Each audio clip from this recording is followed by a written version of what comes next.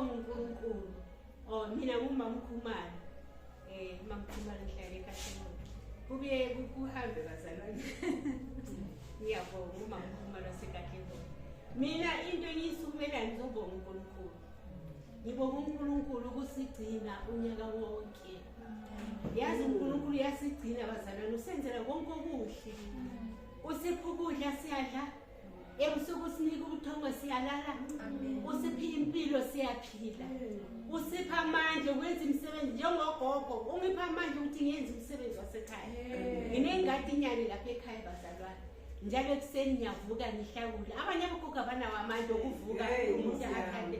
Kodwa uNkulunkulu ngoba uyazi icebo lakhe ngathi usipha amandla ukuthi siphile. Ngizombonga bazalwane.